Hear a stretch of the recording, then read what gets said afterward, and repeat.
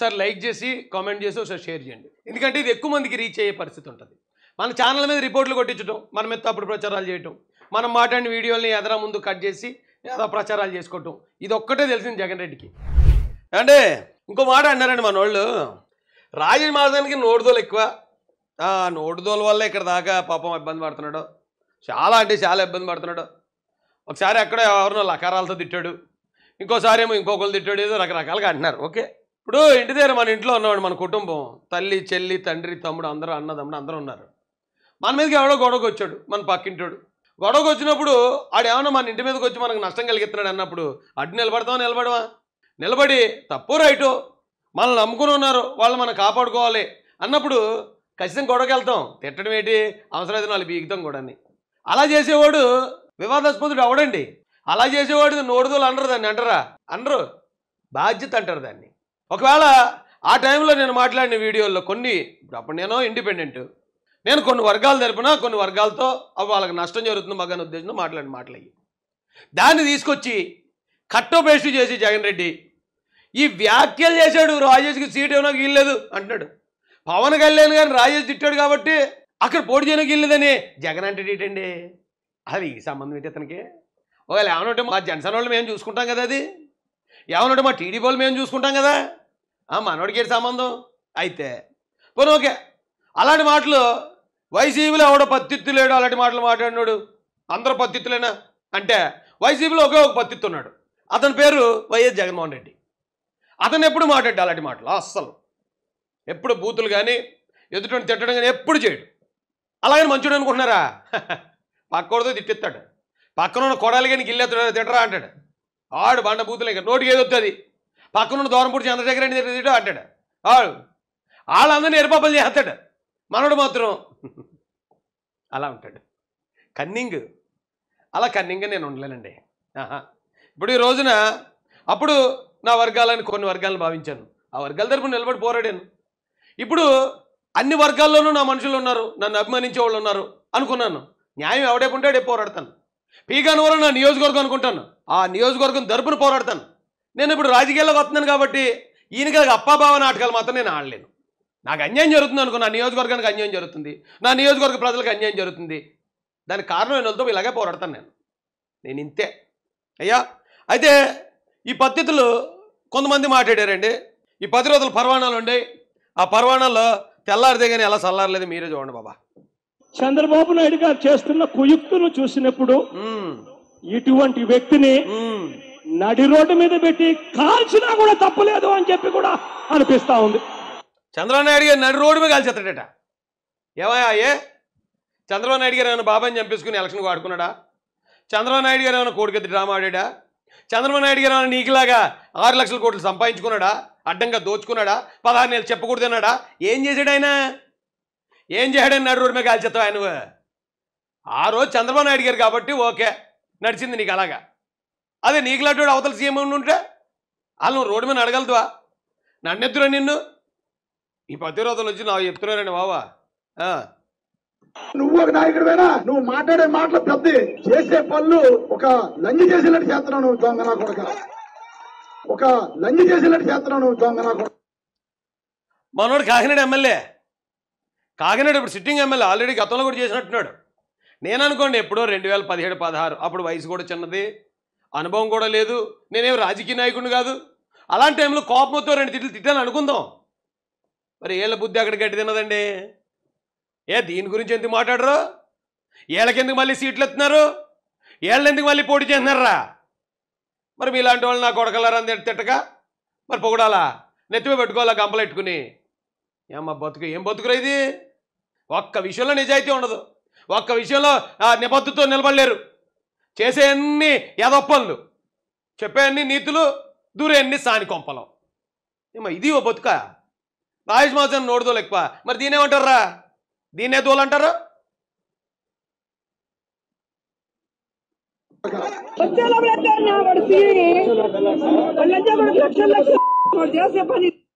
ఆ లకారంతో నేను మాట్లాడిన మాట పెద్ద తప్పని ఇప్పుడు ఈరోజు వైసీపీ ప్రచారం చేస్తున్నారండి. ఒక ఆడమనిషి ఒక ఏదో 2 పిల్లల తల్లి ఆవిడ అంటుంది ఆ మాట వైసీపీలో. మళ్ళీ మంత్రి పోనీ ఏమన్నా మామూలుగా అక్కడెక్కడ ఉండే ఆడమనిషి కాదు, సాధారణమైన ఆడమనిషి కాదు. ఒక ఎమ్మెల్యే, ఓ మంత్రి. ఆ మంత్రి మాట్లాడుతుంటే వీటిలన్నింటినీ కింద నొక్కేస్తున్నాడు జగన్ రెడ్డి. కింద పెట్టి నొక్కేసి ఆ రాజేష్ గారిని మాత్రం చూపించాయండి రా భూతద్దంలో, ఆడు మాత్రం పోటీ రాకూడదురా. అలాంటి సామాన్య వ్యక్తులకి చంద్రబాబు నాయుడు గారు, పవన్ కళ్యాణ్ గారు ఇంకెప్పుడు కూడా అవకాశం ఇవ్వకుండా వ్యాఖ్యలు చేస్తున్నాడు. వ్యాఖ్యలు చేయడం అంత నేరమరా?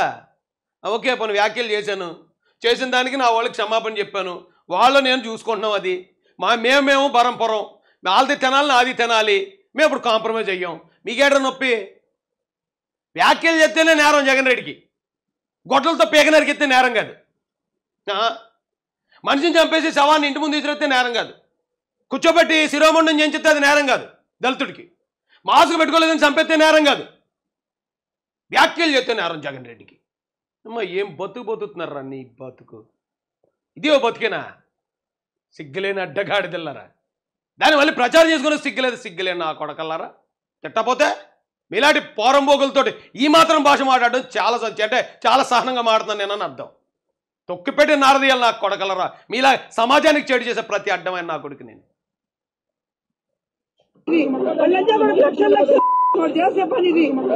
పెద్దలు ఇచ్చేవాడు నేను చాలా దగ్గర నుంచి చూశాను. ఇందాక మాజీ మంత్రి దేవినేని ఉమ ఆవిడంటాడు సన్నాసి సన్న బియ్యం ఇస్తానని చెప్పాను. ఎవరు చెప్పాను? నీ అమ్మ మూడుగా చెప్పాను. ఈ తిట్లన్నీ తిట్టేది ఏళ్ళ అయినా తిట్టించేది ఈయన. వెనకాల ఉండి గిల్లుతాడు, బయట మాత్రం ఆయన ఓన్లీ ఏదో పార్లమెంటరీ లాంగ్వేజ్ మాట్లాడినట్టు సత్యహరిశ్చంద్రులాగా, స్వామి వివేకానందులాగా ఆయన ఇచ్చే బిల్డప్లు. ఆయన కన్సర్న్ లేకుండా వీళ్ళు తిడుతున్నారా? వీళ్ళు ఎలాంటి పనికిమాల భాష అసెంబ్లీలో మాడుతుంటే ముసుముసులో నవ్వుకుంటే ఎంకరేజ్ చేస్తాడు. చంద్రబాబు నాయుడిని ఎవరు తిడితే చంద్రబాబు నాయుడిని తిట్టిన వాళ్ళకే సీట్లు ఎత్తానని చెప్తాడు. ఇలాంటి కన్నింగ్ కాదు మేము. ఇప్పుడు మీరు గుర్తుందో లేదో, మన వాళ్ళు వైసీపీ వాళ్ళు జనసేన వాళ్ళు రెచ్చగొట్టడానికి ట్రై చేస్తున్నారు. రాయిస్ తిట్టాడు అని. జనసేన వాళ్ళు ఎవరు రెచ్చిపోవట్లే. ఎందుకంటే కోపంతో వాళ్ళు తిడతారు. కోపంతో ఎవడని తిడతాడు మనిషి అన్నవాడు. కానీ కోపాన్ని మనసులో దాచుకుని పైకి ముసుముసు నవ్వులు నవ్వుతూ పక్కోడితో తిట్టించేవాడే అసలైన కన్నింగ్. పవన్ కళ్యాణ్ గారు చెప్పించి కూడా ఎత్తానన్నారు వీళ్ళని. ఎరా నా కొడకల్లారా, డ్రామాలు ఆడుతున్నారా, చెప్పు తీసి కొడతానని చెప్పు తీసి ఎదురుగుంటూ కూడా ఎత్తాడు కూడా ఆయన. ఎదురుగుంటే కూడా ఇది చేత్తో పేక బీసుకెత్తారన్నాడు. పేక బీసుకు చంపేస్తారన్నాడు. మరి ఉండవు, నాకేం తెలియదు. కానీ కోపం వస్తే అలాగుంటారండి మనుషులు, నిజాయితీ కలిగిన వాళ్ళు. కోపం వస్తే తిడతారు. కన్నింగ్ రాజకీయ నాయకులు మాత్రమే కోపం వస్తే వాళ్ళ తిట్టుకుంటే పక్కలతో తిట్టిస్తారు. మీకు ఉదాహరణకి నారా చంద్రబాబు నాయుడు గారు ఉన్నారు. ఆయన ఎంత కోపం వచ్చినా ఎవరిని తిట్టడం, ఎవరితో కూడా తిట్టించడం. తిట్టడం అనేది సమస్యకి పరిష్కారం కాదు అని చెప్తాడు ఆయన. ఆయన ఎంతో హుందాగా ఉంటాడు. ఆయన ఎన్నో మాటలు అంటారు. ఆ మాటలన్నీ భరిస్తాడు ఆయన. భరిస్తాడు తప్ప ఇలాగ అంటున్నారు నేను తిట్టకూడదు కాబట్టి నువ్వు తిట్టు అచ్చెన్నాయుడు గారు, లేదా నువ్వు తిట్టండి వరలరామయ్య గారు, లేదా మీరు తిట్టండి దేవినేని ఉమ. ఏ రోజైనా తిట్టించాడు ఎవరినన్నా? అసలు టీడీపీ నాయకులు, ఆ పెద్ద స్థాయి నాయకులు, ఎమ్మెల్యేలుగా మంత్రులుగా ఉన్నవాళ్ళు ఏ రోజైనా ఎవరినన్నా బూతులు తిట్టారా? శకరం చంద్రబాబు నాయుడు గారు అంటే. లోకేష్ గారు ఎన్నో మాటలు అన్నారు. తల్లిని అవమానించారు, ఆయన అవమానించారు, భార్యను అవమానించారు. ఏ రోజైనా ఎవరన్నా బూతులు తిట్టాడా? ఎవరితోనో తిట్టించాడా? ఆ స్థాయికి ఎదగాలంటే జగన్ రెడ్డి అనేవాడు 100 జన్మలు ఎత్తాలి. ఆ స్థాయి మెచ్యూరిటీ రావాలంటే మీరు మోగనీతులు చెప్తున్నారా? జనసేన వాళ్ళు మేము ఒకే రకం. కోపం వస్తే తిడతాం, ప్రేమ వస్తే అడ్డుగా నిలబడతాం, అవసరమైతే ప్రాణాలు ఎత్తాం, ఏడుపోతే ఏడుస్తాం. ఇవి కామన్ ఎమోషన్స్ మాకు. మేము కన్నింగ్ రాజకీయ నాయకులం కాదు. చంద్రబాబు నాయుడు గారిలాగా అంత మెచ్యూరిటీతో కూడా మేము బిహేవ్ చేయలేం. ఆయన అయితే 40 సంవత్సరాల నుంచి ఎన్నో వెన్నుపోట్లు, హత్యా ప్రయత్నాలు అన్నీ చూసి కూడా ఇప్పటికీ ఇంకా శకరంలో నిలబడ్డాడు. జగన్ రెడ్డి వల్ల 100 జన్మలు ఎత్తితే సాధ్యం కాదు. అది 100. వీళ్ళందరూ ఈ రోజున ఎర్రిపప్పులు అయిపోవడానికి కారణం జగన్మోహన్ రెడ్డి. గతంలో నేను మాట్లాడిన మాటలకి ఇప్పుడు సంజాయిషి ఇచ్చుకున్నానంటే దానికి కారణం జగన్ రెడ్డి. 1 సంవత్సరంలో నేను బయటకు వచ్చాను కాబట్టి కనీసం నన్ను వేరే పార్టీ గుర్తించి చంద్రబాబు నాయుడు గారికి గౌరవం ఇచ్చే ఆ స్థాయిలో ఉండగలిగాను. వీడికి ఏది రాజకీయ భవిష్యత్తు? 53 సంవత్సరాలు రిటైర్ అయిపోతున్నానని చేతగాక చేతులు ముడుచు కూర్చుంటున్నాడు. అయిపోయింది సినిమా. ఏ రాజకీయ పార్టీ పట్టించుకోదు. ఎక్కడ అవకాశాలు దొరకవు. అలాగే నేను పట్టించుకుంటాడంటే ఈయన అసలు పట్టించుకోడు. అవసరం తీరిపోయింది. చెరుకుగాన్ని చెరుకు మిషన్లో పెట్టి జ్యూస్ అంతా పిండి పిప్పి అయిపోద్దు కదా, పిప్పిని తీసి పక్కకి తీసి తిప్పుతాడు. అలాంటి పిప్పి అయిపోయాడు. ఈడొక్కడే కాదు, ఇంకెలాంటి వాళ్ళు చాలామంది అన్నదమ్ములు పిప్పి చేసి పక్కన పడదొబ్బాడు. చంద్రబాబు నాయుడు గారు ఆయన బూతులు తిట్టాడు, ఎవరిని తిట్టనివ్వడు. కాబట్టే ఈ రోజున కేసీఆర్ నాని కానీ, గొల్లపల్లి సూర్యారావు కానీ ఇలాంటి వ్యక్తులు బయటకు వచ్చినా ఇతను పార్టీలో అంత ధైర్యంగా చేర్చుకోగలిగాడు. అర్థమైందా? నాయకులు తయారు చేస్తారు నారా చంద్రబాబు నాయుడు గారు. ఆయన దగ్గర తయారైన ప్రోడక్టే ఆయా పార్టీలోకి వెళ్ళి ఆయా పార్టీలకి వెన్నుముగ్గా నిలబడతారు. జగన్ రెడ్డి పార్టీల నుంచి బయటకు వచ్చి తిట్టినోళ్ళు ఎవరన్నా, తిట్టనోళ్ళు ఇప్పుడు కోటరెడ్డి శ్రీధర్ రెడ్డి గారు ఆయన ఏమన్నా తిట్టలేదు, శ్రీదేవి గారు తాడికొండ శ్రీదేవి గారు ఆవిడ ఏమన్నా తిట్టలేదు, ఏమండి ఆనం రామనారాయణ రెడ్డి గారు, మరొక మేకపాటి చంద్రశేఖర్ రెడ్డి గారు, లావు శ్రీకృష్ణదేవరాయలు గారు, ఇలాంటి వాళ్ళు ఎవరిని తిట్టలేదు. కాబట్టే వాళ్ళకి వేరే పార్టీ అవకాశం కల్పిస్తుంది నాయకులుగా. చెరుకు పిప్పిది ఇది ఒకటే కాదు, ఇంకోటి ఆల్రెడీ రిటైర్ అయిపోయింది, పేరు నాని. వయసు ఉండగా రిటైర్ అయిపోతున్నారంటే చెరుకు గన్ నుంచి రసం పిండి పిప్పి చేసి బయట పాడదొప్పుతున్నాడు రా రే. ఇప్పటికన్నా అర్థం చేసుకుని సావండరా. అక్కడ పీగానవరంలో కొండేటి చిట్టిబాబు అన్న, అతను ఆల్రెడీ గెలిచాడు, సిట్టింగ్ ఎమ్మెల్యే. ఏం తప్పు చేసాడని తీసి కూరల కరిపగల పక్కన పెట్టాడు. ఇప్పుడు ఎవరు ఇంకొక ఆయన రిటైర్డ్ ఎంప్లాయీని పెట్టాడట, రేపు ఆయన తీసి పక్కన పాదొప్పుతాడు, మరొకరిని వాడుకుంటాడు. జ్యూస్ పిండేయటమే అన్నకి తెలిసింది, నాయకులు తయారు చేయడం అన్నకి తెలదు. ఎవడన్నా నాయకుడు ఉంటే బయటకు దోసేస్తాడు. తెలుసుకుంటారు రే. ఎంతగానే ఎవడు చెప్తాడరా మీకు? మీ పార్టీ వాడిని కాకపోయినా మీ శ్రేయభిలాషిగా చెప్తున్నాను మీకు. సన్నబిగిస్తానని నీ అమ్మ మొగుడు వచ్చి చెప్పిన సన్నబిగిస్తానని నీ అమ్మ మొగుడు కట్టించాడు తిరుపతి గుడి, నీ అమ్మ మొగుడు కట్టించాడు తిరుపతి గుడి.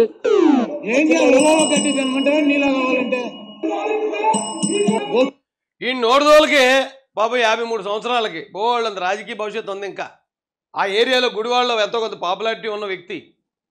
మామూలుగా నోడారు కంట్రోల్లో పెట్టుకుని ఉండుంటే ఇంకొక 2-3 దశాబ్దాలు ఆ రాజకీయాల్లో ఉందుడు. పారిపోతున్నాడు అన్నీ వదిలేసి పరుగు.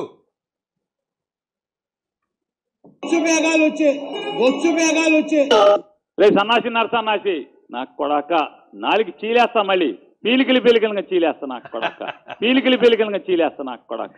ఈడి పీలికలు అయిపోయాడు మా అన్న. అన్న మరి ఈడి వయసు అంతా నాకు తెలియదు కానీ ఈడు రిటైర్ అయిపోయాడు. ఈ నోటు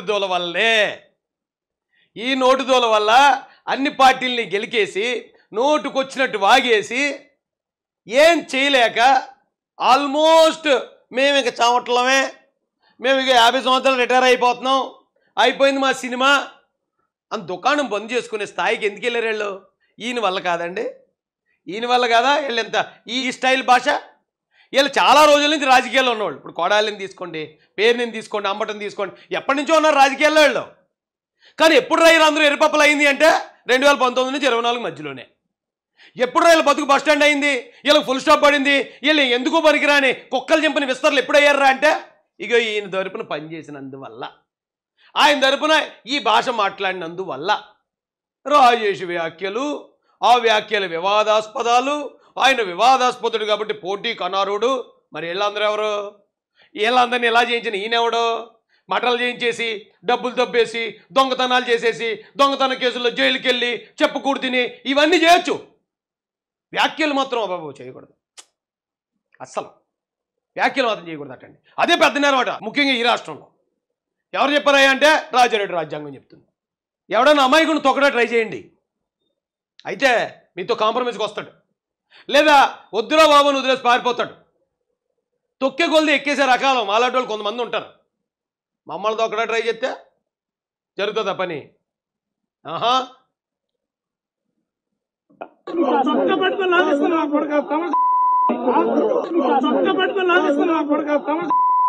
చొక్కా పట్టుకుని తాగేస్తాను నా కొడక అనేది పోలీస్ ఆఫీసర్ని తిడుతున్నాడు మా శివుడు కప్పలరాజు అలియా సీదిరి అప్పలరాజు. చొక్కా పట్టుకుని లాగేస్తాను నా కొడక. వీళ్ళందరూ పెద్ద పద్ధతులు. రాజేష్ మాసాన్ని మాత్రం బాబా లాంగ్వేజ్ డిఫరెంట్ మాట్లాడేటట, డిఫరెంట్. మరి ఎలాంటి వాళ్ళు చెప్తే డిఫరెంట్ మాట్లాడక చాగంటి కోటేశ్వరరావు గారిలో ప్రవచనాలు చెప్తారా? అదే జరుగుతుంది. ఇంకా చాలా రెస్పెక్ట్ ఇచ్చి మాట్లాడుతున్నాను రా బాబు. అది ఎందుకు తెలుగుదేశం పార్టీలో ఉన్నానని.